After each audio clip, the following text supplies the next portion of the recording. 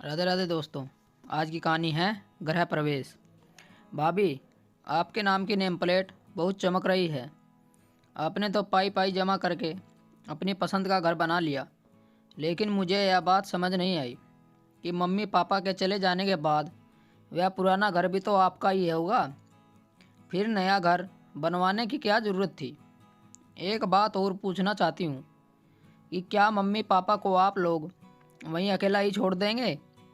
भाभी बिना कहे आपको एक नसीहत देती हूँ कि कौन सा ऐसा घर है जहाँ सास बहू के झगड़े नहीं होते, परंतु उन्हें यूं बुढ़ापे में अकेला छोड़ देना बहुत गलत बात है। और हम भी तो कभी न कभी बूढ़े जरूर होंगे। सुलेखा ने अपनी भाभी काव्या से कहा, जो काव्या के यहाँ गृह प्रवेश पर आई हुई है। काव्या बोली, दीदी आपकी हर बात सही है, पर आज आप मेरी मन की भावनाओं को भी थोड़ा सा समझ लीजिए। जब भी घर में कुछ नया बनवाने की बात होती है तो माँ और पिताजी दोनों मना कर देते हैं और कहते हैं हमारे घर में ऐसा कुछ नहीं होगा।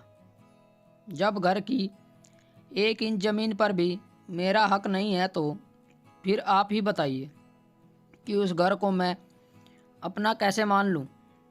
आपको भी पता है घर में 2 कमरे हैं। हम जब सभी इकट्ठा होते हैं तो बैठने और सोने में दिक्कत होती है। किसी को भी थोड़ी देर के लिए भी प्राइवेसी नहीं मिलती। मेरे दोनों बच्चे भी बड़े हो रहे हैं, उन्हें भी पढ़ाई करने के तकलीफ़ होती है। आपका सामान भी इधर उधर रखना पड़ता है। मैंने और तुम्हारे भैया ने कहा हम 2 कमरे और बना लेते हैं तो किसी के आने जाने पर हमें कोई परेशानी नहीं होगी।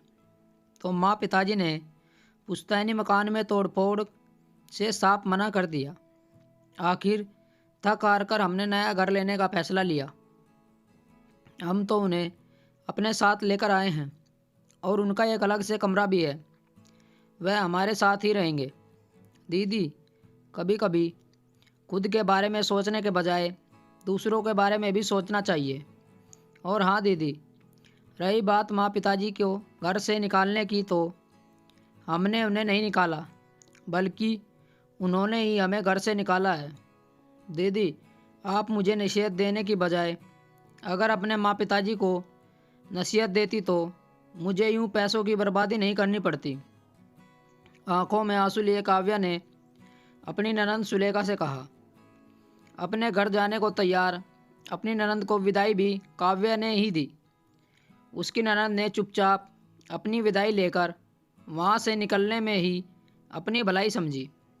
बहू की बातें चुपके से सुन रहे सास ससुर की आंखों में पश्चाताप के आंसू थे। उन्हें अपनी गलत समझ आ रही थी। दोस्तों, कई बार बुजुर्ग माता पिता अपनी जिद नहीं छोड़ते और इसी कारण उन्हें अकेलेपन का शिकार होना पड़ता है और बच्चों को भी परेशानी का सामना करना पड़ता है। स्टोरी को लेकर आपकी क्या राय है? नीचे कमेंट करके ज़रूर बताइएगा।